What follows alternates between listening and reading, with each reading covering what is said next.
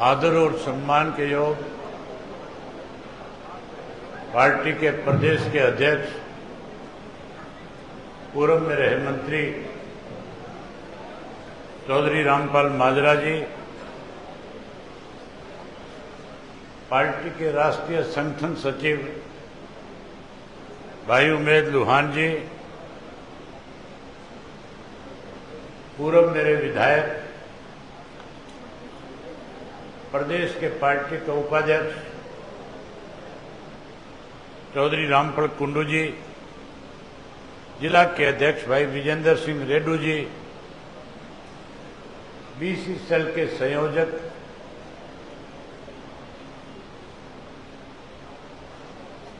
जय Kumar Pawar ji, SC cell के प्रदेश के संयोजक रामेश्वर पहलवान जी, पार्टी की राष्ट्रीय सचिव बहन सुमित्रा देवी जी, महिला की जिला के अध्यक्ष सुदेश कंडेला जी,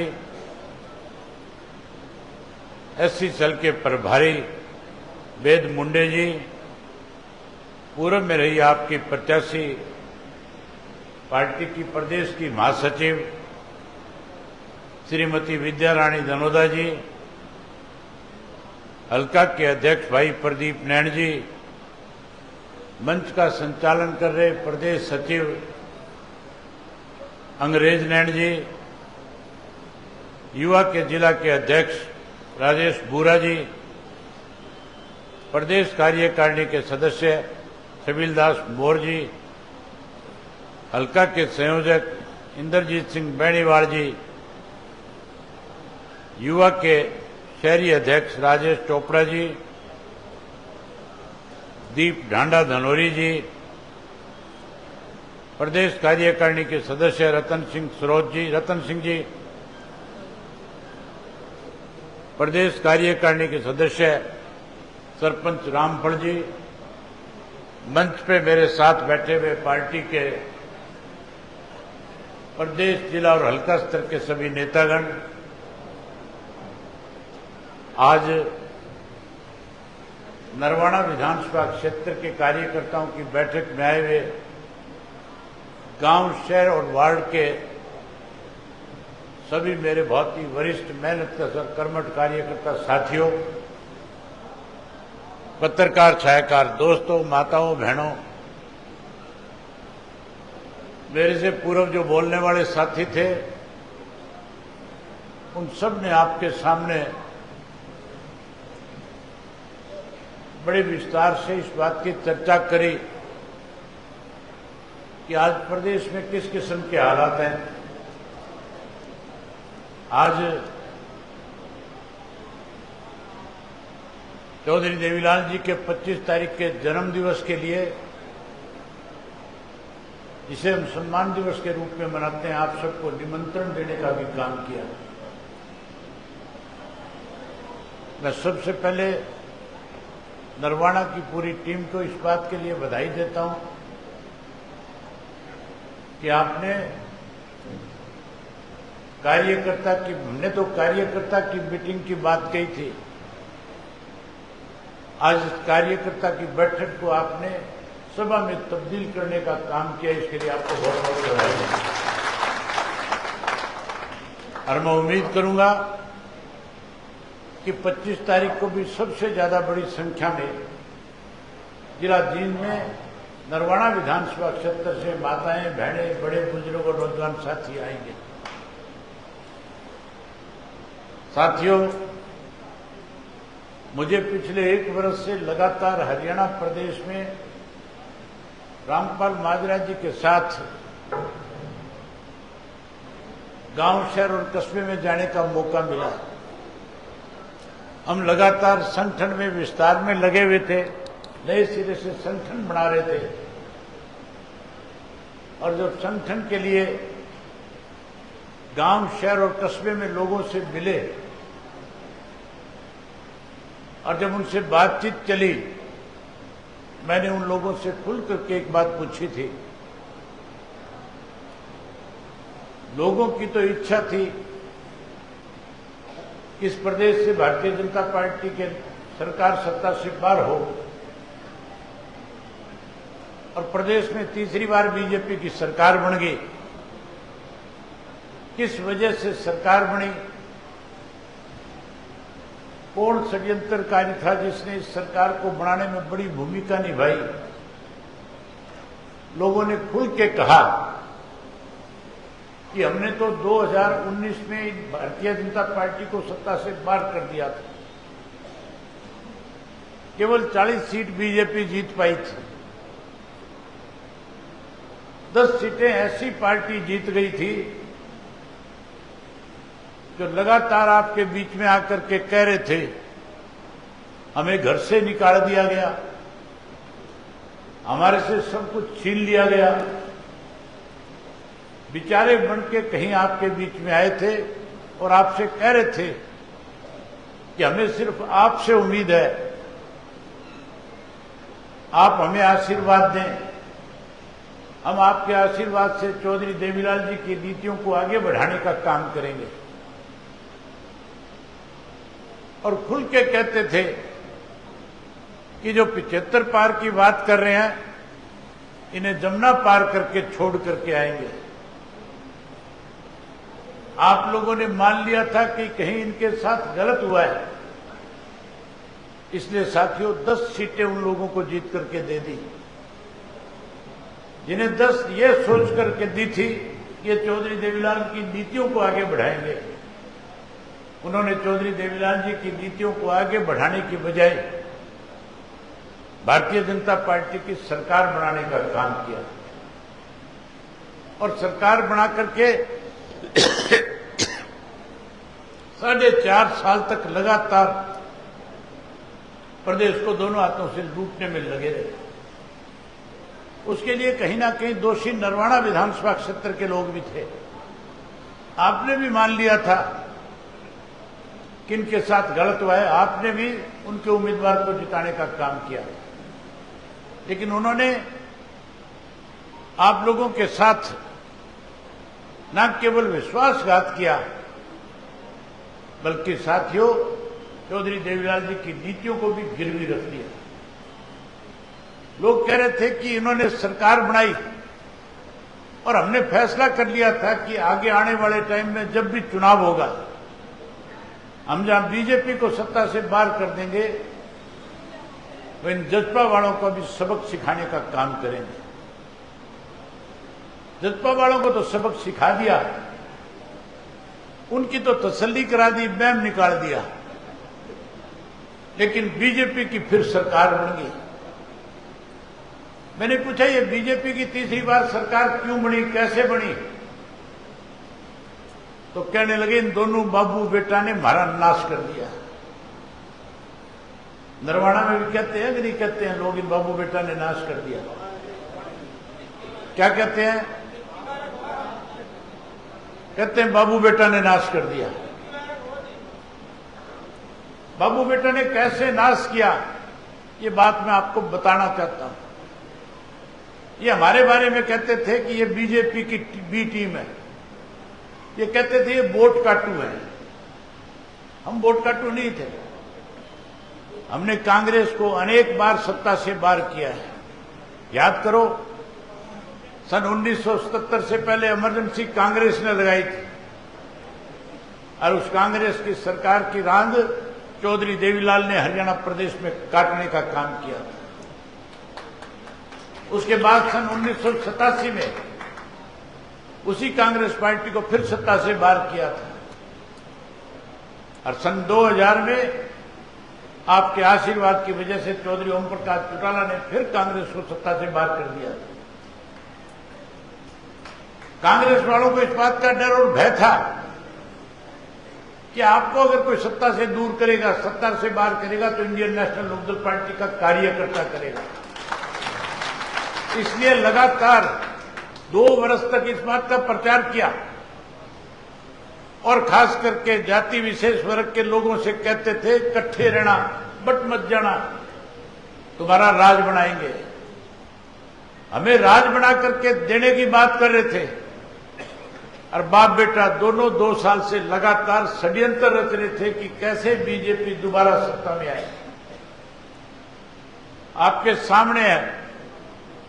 इनके 30 एमएलए थे 2019 में, और जब सर्वे कराया गया चुनाव से पहले, उस सर्वे की रिपोर्ट में साफ लिखा हुआ था, चाहे वो सर्वे कांग्रेस का था, चाहे बीजेपी का था, चाहे हमने करवाया था, उसमें साफ संदेश था कि कांग्रेस ने अगर 30 के 30 सिटिंग एमएलए को टिकट दे दी तो 30 में से 16 हार जाएंगे। अगर कोई नए चेहरे उतार दिए तो फिर 30 की 30 सीट कांग्रेस जीत जाएगी। लोगों ने भी फैसला कर रखा था बीजेपी को बाहर करेंगे, कांग्रेस को सत्ता में लाएंगे। हम जब जाते थे तो कहते थे एक बार भाजपा को हरा लेने दो, अगली बार आपकी सरकार बना देंगे। लोगों का फैसला था, हमने स्वीकार किया। आप तो जिताना चाह रहे थे, ये षड्यंत्र के तहत कांग्रेस को हराना चाहते थे, बीजेपी की सरकार बनाना चाहते थे। जब ये फैसला ये आ गया कि 30 में से 16 हारेंगे, तो उनकी टिकटें बदलने की बजाय बीजेपी के दबाव में आई। दबाव में भी कैसे लाया गया? आपको याद होगा, चुनाव के 15 दिन पहले हरियाणा प्रदेश के अंदर बिल्डरों के घरों में ईडी के छापे पड़े थे, और ईडी ने जब छापे मारे थे तो ईडी वालों ने भूपेंद्र सिंह हुड्डा के खिलाफ पर्चा भी दर्ज किया था। पर्चा दर्ज हुआ था कि नहीं हुआ था? पर्चा दर्ज हुआ, और पर्चा दर्ज करने के बाद जेल की सलाखों के पीछे भेजने की बजाय उसे समय दिया, जाओ बीजेपी के नेताओं से संपर्क करो। बाप बेटा दोनों बीजेपी के नेताओं के संपर्क में आए और बीजेपी वालों से जाकर के कहा, बताओ हम आपकी क्या मदद कर सकते हैं। बीजेपी के नेताओं ने कहा कि अपने आला कमान से कहो कि 30 के 30 सिटिंग जो एमएलए इनको टिकट दे दी जाए। हुड्डा राहुल गांधी के पास गया, राहुल गांधी को जाकर के कहने लगा कि अगर सिटिंग 30 के 30 को टिकट नहीं देंगे तो आधे से ज्यादा पार्टी छोड़ करके दूसरी पार्टियों में भाग जाएंगे। इससे गलत संदेश जाएगा, पार्टी की बनी हुई छवि खराब हो जाएगी, जो हवा है वो खराब हो जाएगी। कहीं दबाव में आकर के राहुल गांधी ने 30 की 30 सीटें अनाउंस कर दी। उसी दिन बीजेपी वालों ने कह दिया, अब हमारी सरकार कोई नहीं रोक सकता। रिजल्ट आए, साथियों 16 हार गए थे। अलग अलग नजर उठा के देख लो, सोनीपत के अंदर 6 के 6 सिटिंग एमएलए को टिकट दिया गया था, 6 में से 5 हार गए। हार गए कि नहीं हार गए? 5। इस तरह से अलग अलग जगह पे जींद के अंदर सिटिंग को टिकट दिया था, ये आपका सफीदों वाला हारा कि नहीं हारा? ऐसे व्यक्ति से हार गया जो जहर से भरा हुआ था, जिसे लोग नफरत की दृष्टि से देखते थे। उस आदमी को जिता दिया, कांग्रेस वाले को हरा दिया, क्योंकि उसकी छवि इस प्रकार की बनी हुई थी। लोग कह रहे थे हम इसको वोट नहीं देंगे। ऐसे 16 व्यक्ति थे जो हारे, और केवल 16 नहीं, 9 और ऐसे कैंडिडेटों को हराने के लिए इन बाप बेटा ने हर जगह उनके सामने इंडिपेंडेंट कैंडिडेट खड़े कर दिए। उसके लिए भी एक उदाहरण बता देता हूं, ज्यादा की जरूरत नहीं है। उचाना आपके साथ लगता हुआ है।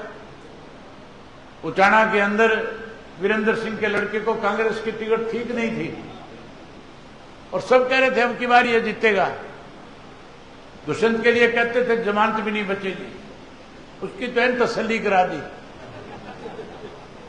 लेकिन साथियों, कैसे वीरेंद्र के लड़के को हराया जाए, इसके लिए दोनों बाप बेटा ने 3 और कैंडिडेट इंडिपेंडेंट खड़े कर दिए। एक तरफ घोगड़िए को खड़ा कर दिया, संडील वाले को कर दिया, और उचाना वाले चेयरमैन काले को भी कर दिया। ये जो 3 इंडिपेंडेंट खड़े हुए 60,000 वोट ले गए। वीरेंद्र का लड़का 35 वोट से चुनाव हार गया, बीजेपी जीत गई। कोई सोच सकता था कि बीजेपी कभी उचाना में जीतेगी? ये बात किसी ने सपने में भी नहीं सोची थी। और इस बार तो हालात इस किस्म के थे कि बीजेपी का सुपड़ा साफ करने का लोगों ने मन बना लिया था। इस तरह से भूपेंद्र सिंह हुड्डा ने षड्यंत्र के तहत इन दोनों बाप बेटों ने मिल करके हरियाणा प्रदेश में भारतीय जनता पार्टी को तीसरी बार सत्ता में लाने का काम किया। अब लोग जब गए, हम तो कह रहे थे कि दोनों षड्यंत्रकारी है, इन दोनों बाबू बेटा ने नाश कर दिया, हम इनको सबक सिखाएंगे और इंडियन नेशनल लोकदल पार्टी को फिर से सत्ता में लाएंगे। एक का इलाज तो पहले कर दिया, अगर दूसरे का इलाज करना चाहते हो तो एक काम करना,